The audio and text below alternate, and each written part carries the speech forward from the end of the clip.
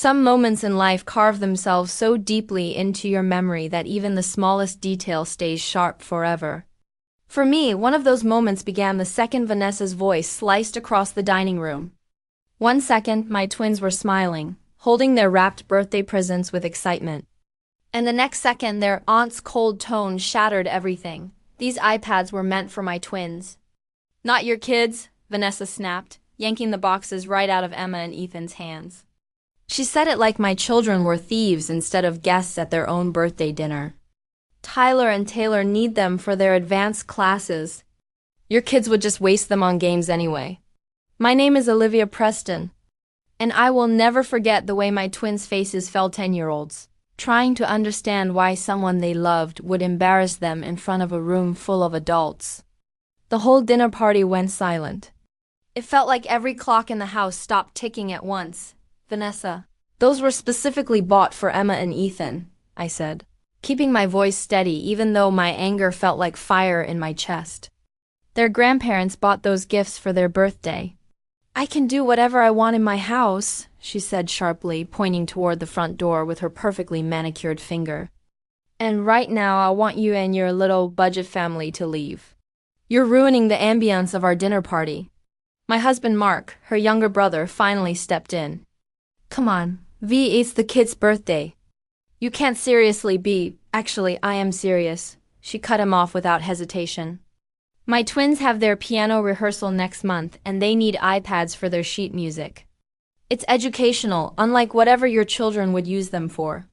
I looked at my brother-in-law David, silently begging him to say something, anything, to stop his wife. But he kept his eyes glued to his plate, pretending not to hear a thing. Then the sound I dreaded came. A small, breaking sob. Emma couldn't hold her tears anymore. Ethan wrapped his arm around her, trying to look brave even though his own eyes were red. Let's go, I whispered, gathering their hands.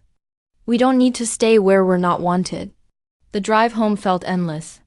From the back seat, all I heard were soft sniffles as my children tried to hide their disappointment. They had been counting down the days to this birthday dinner, excited to celebrate with their cousins. Instead, we were leaving early with nothing but humiliation. I can't believe she did that, Mark finally said, gripping the steering wheel so tightly his knuckles turned white. My own sister. What happened to her? I didn't answer. I was thinking about the past 5 years where Vanessa transformed from slightly snobby to openly entitled after David's career leap pushed them into a higher tax bracket. The fancy cars, the luxury vacations, the private schools.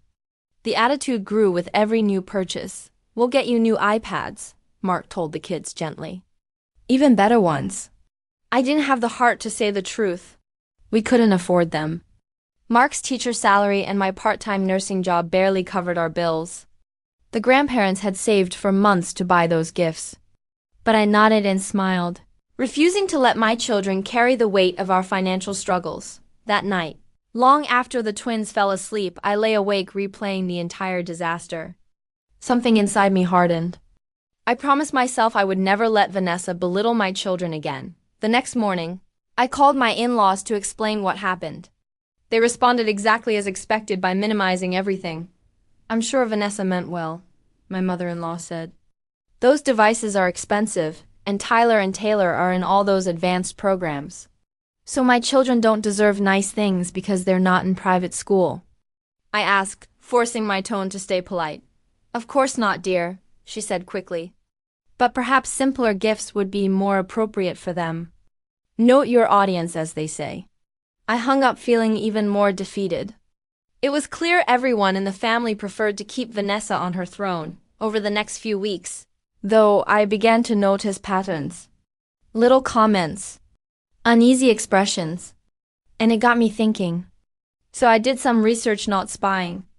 Just public information, mortgage records, tax statements, company filings for David's side business. The picture was clear. They were living far beyond their means. They live like they're making twice what David actually earns. I told Mark, the house, the cars, the vacations, the private schools. Something doesn't add up. And if they are overextended, he asked. Then we need to be prepared, I said simply. I'm not looking for revenge. I'm protecting our family. 2 months after the birthday nightmare, the first sign proved my suspicions right. Mark's mother called. "Has Vanessa asked you for money recently?" She whispered. "No," Mark answered, looking at me confused. "Why? She asked us for a substantial loan." Something about short-term cash flow issues. When he hung up, Mark shook his head. It's starting. 2 weeks later, Vanessa called me directly for the first time since the dinner. "Olivia, I need to speak with Mark," she said, her voice lacking its usual arrogance. "He's teaching. Can I help you with something?" A short pause. "We're having a small financial setback.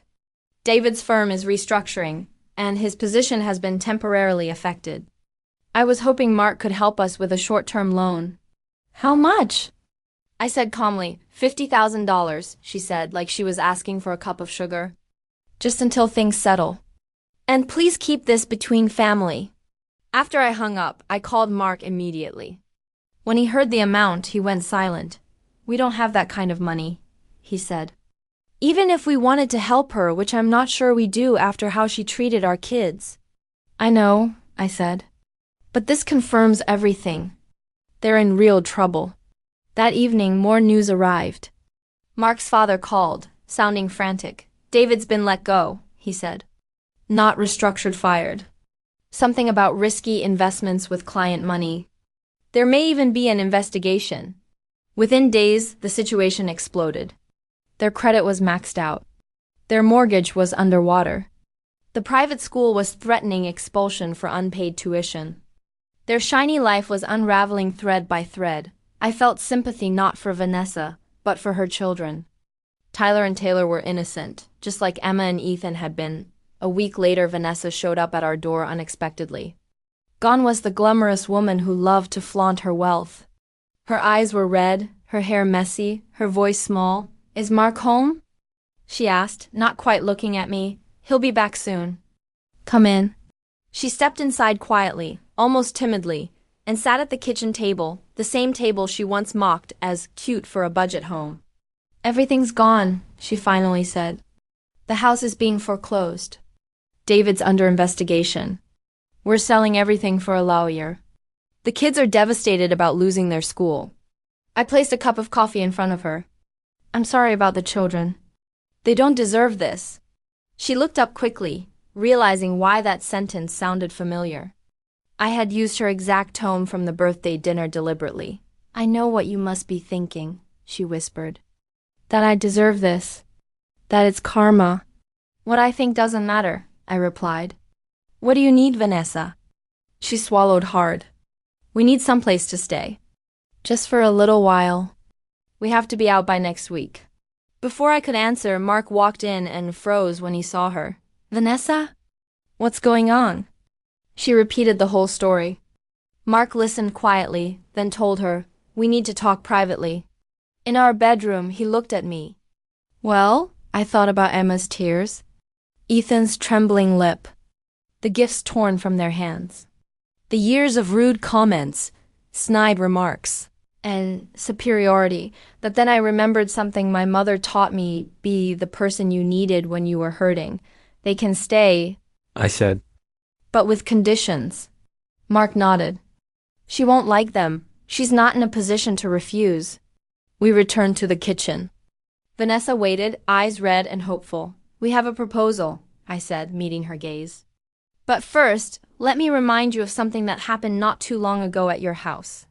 Vanessa's face went pale as I began replaying the birthday scene, not angrily, just truthfully, but each detail struck like dropping stones into still water. "You humiliated my children. On their birthday, I concluded you took gifts their grandparents had saved for months to buy you mock our lifestyle and/or values, and now you're asking to levine our home the same little budget house. This sneered at for years. She stared at her coffee cup, unable to meet my eyes. "I know, I was wrong." "Yes, you were," Mark agreed, his voice firm but no tongue-in. "And if we agreed to help you, now things have to be different." I pulled out a folder and placed it on the table between us. "These are our conditions if you agree to them. You and your family can stay in our guest room, and the kids can share with Emma and Ethan Until you're back on your feet. Venice attentively opened the folder, her eyes widening as she read the first page. "Yeah, went the iPads back?" she asked. Looking up, "They were never yours. To take, Mark said they were gifts for our children. From our parents, we want them returned within. Apology to Emma and Ethan." She nodded slowly. "What else you'll contribute to household expenses?" I continued.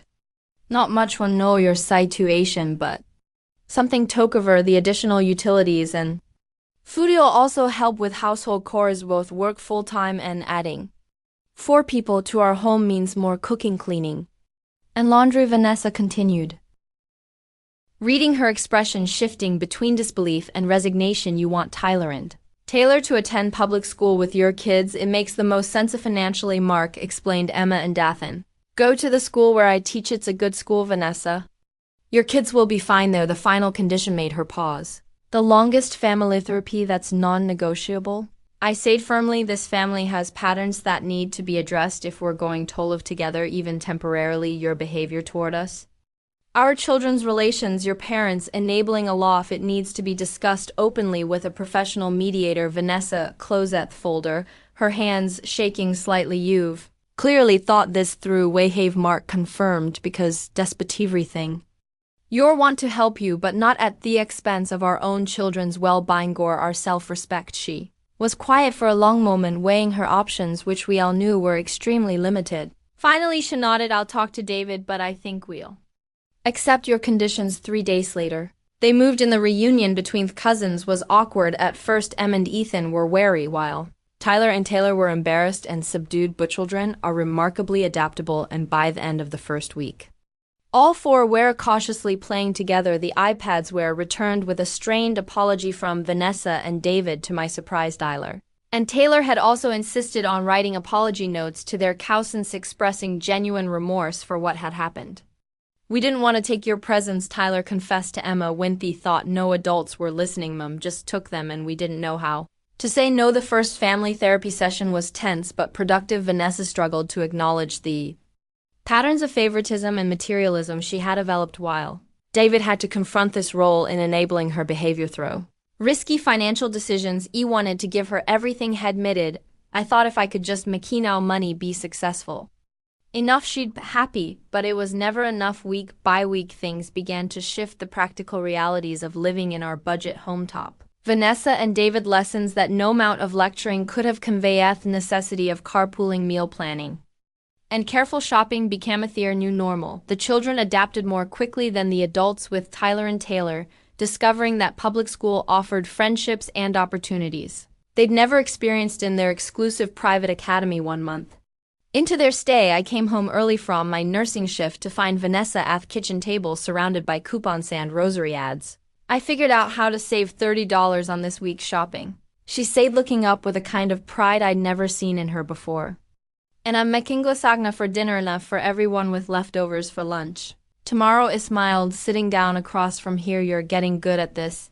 It's actually satisfying," she admitted in a way I didn't expect. That night after dinner, as all 4 children worked on homework together at the dining table, Vanessa pulled me aside. "I've been thinking about that birthday dinner," she said quietly, "about how I behaved. I didn't think I've properly apologized to you, and Mark, you haven't," I confirmed. She took a deep breath. "I'm sorry, Olivia, truly sorry. I was cruel and entitled, and damned I was jealous. I repeat, surprised. Of what? Of your family, your marriage, the way your kids look at your voice caught David and I had all thievings, the house, the cars, the vacations, but you and Mark, you have something really think always knew that." And it made Mary resentful. The honesty of her admission caught me off guard. It was the first time in all the years I'd known Vanessa that she'd shown genuine vulnerability. "Thank you for saying that," I said, simply 2 months after they moved in. David found a new job. It didn't pay nearly what he'd made before, but it was honest work with a stable company. Vanessa started working part-time at a local boutique, discovering she had a talent for styling and customer service when she wasn't looking down on the client. They found a modest apartment within their new budget and prepared to move out the night before they left. We had a family dinner not unlike the birthday celebration that had started everything, but with a completely different atmosphere as we cleared the dishes together. Vanessa handed me a small box. "What's This I asked open it, she urged inside was a delicate silver bracelet with 4 small charms, one for each o' 4. Children, it's not expensive, she said quickly, but I wanted you to have a something to remember that sometimes the greatest gift isn't what we receive, but we're willing to give. When it shard at clasped the bracelet around Miras, thinking about the journey widow taken, who would have thought I said with a smile that losing everything would help you find something better.